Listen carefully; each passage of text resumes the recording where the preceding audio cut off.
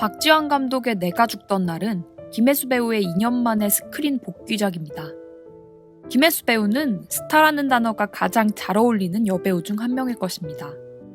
화려한 외모와 뒤처지지 않는 연기력, 엄청난 팬들의 충성도와 그에 걸맞은 티켓 파워, 하이틴 스타부터 현재의 정점의 자리까지 자칫 위기가 없어 보이는 그녀의 커리어는 그간 얼마나 치열하게 살아왔는지를 인증하는 훈장과도 같습니다. 이번 작품 또한 그녀의 커리어의 또 하나의 연장선이 될 것입니다. 당당하고 화려했던 이전의 캐릭터와 달리 이혼을 앞둔 아내이자 징계를 앞둔 경찰의 캐릭터를 선택한 그녀. 그녀는 자신의 최고의 무기인 외모를 뒤로한 채 심도 있는 내면 묘사와 입체적인 변화를 보여주며 자신이 연기자임을 또 한 번 입증하려 합니다. 뜨겁진 않지만 잔잔한 여운을 느꼈던 영화. 영화 제작 기초의 내재적 분석 시작하겠습니다. 박지환 감독의 내가 죽던 날입니다. 영화 초반부의 인상은 기본기가 좋다는 생각이 들었습니다. 인물의 설정을 간략하지만 명료하게 드러내고 최초의 사건이자 영화의 진행 방향을 빠르게 보여줍니다. 주인공이 이혼을 앞둔 여성이라는 점과 섬마을의 자살 사건을 수사해야 한다는 점을 시작 후 20분이 채 안 되게 관객들에게 전달하죠. 조금은 지쳐 보이고 무거워 보이는 영화일지라도 상업영화라면 그 전개는 무거워지면 안 된다는 점을 잘 알고 있는 것처럼 보입니다. 또 그 자살 사건을 해결하면 징계에서 어느 정도 참작의 여지가 있다는 설정 또한 추가해 두었죠. 별건 아니지만 디테일해 보이는 설정입니다. 자칫하면 주인공과 크게 상관없어 보이는 사건을 위와 같은 설정을 통해 최대한 능동적으로 해결하도록 만들었습니다. 그녀의 삶에 남은 건 경찰이라는 직업이고 이 사건은 그 직업을 되찾는데 가장 중요한 역할을 하게 되었으니까요. 영화 설정이 간략하고 최초의 사건이 빠르며 주인공이 능동적이다. 이는 곧 이야기의 전개가 빠르고 힘이 있다는 이야기겠죠. 초반의 한정이겠지만 확실히 이 영화는 시원시원합니다. 사실 기교가 거의 없는 영화예요. 강력한 미장센으로 관객을 윽박지른다던가 관객들의 예상을 피하기 위해 이것저것 숨기고 트릭을 설치한다던가 볼거리와 순간적인 감정이 아닌 하나의 완성된 이야기와 캐릭터의 변화로 승부하려는 영화입니다. 그리고 이러한 플랜의 완성은 캐릭터의 결함에 있습니다.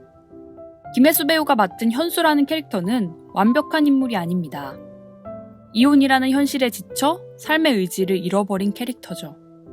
그리고 그 사실은 변호사의 대사를 통해 좀 더 직접적으로 드러납니다. 아직도 용서하고 받아줄 마음이 있는 것 같다.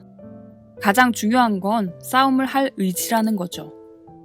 이야기에서의 캐릭터의 결함은 회복의 여지가 있다는 것입니다. 그리고 그 회복의 과정을 거치면 우리는 캐릭터가 변화했다라고 말하죠. 상업영화라면 주인공의 결함이 정해진 시점에서 이미 그녀의 마지막 모습은 정해져 있습니다. 분명 삶의 의지를 가지고 새로운 삶을 꿈꾸겠죠. 이러한 점이 단점이라고는 생각하지 않습니다. 뻔할 수 있지만 정도를 걷는 것에서 느껴지는 진득한 여운이 있죠. 중요한 건 이 영화의 플랜은 명확하고 그 계획을 이행하기 위해서 필요한 초반 세팅이 잘 갖춰졌다는 거겠죠. 다시 한번 말하지만 기교는 없지만 기본기가 좋은 영화라는 생각이 듭니다. 조금은 투박하더라도 진득한 친구랄까요?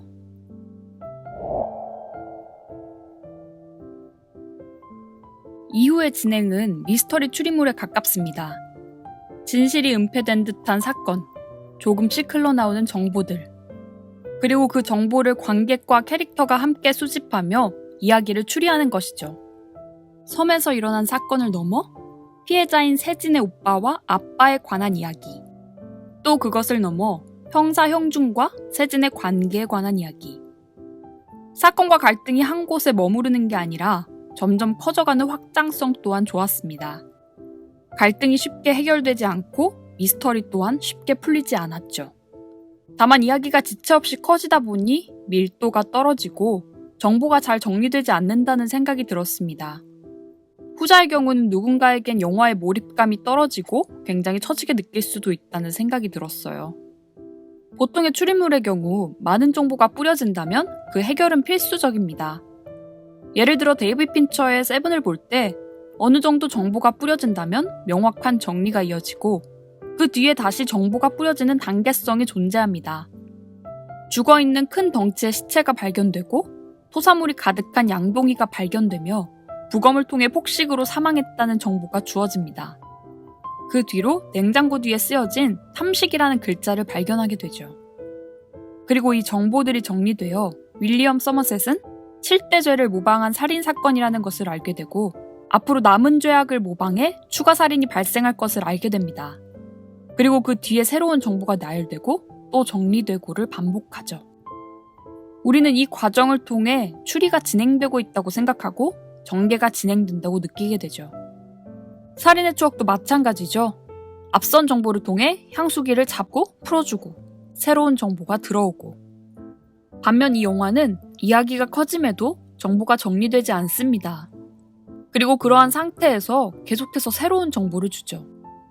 정보가 너무나 많다 보니 이야기를 도중에 놓친다면 다시 따라오기는 힘들 수도 있겠다는 생각도 들었습니다.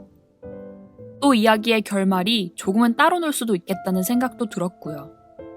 사실 이 영화는 사전에 제공된 영화의 정보처럼 추리극을 전면으로 내세운 영화는 아닙니다. 오히려 전통 드라마에 가깝죠.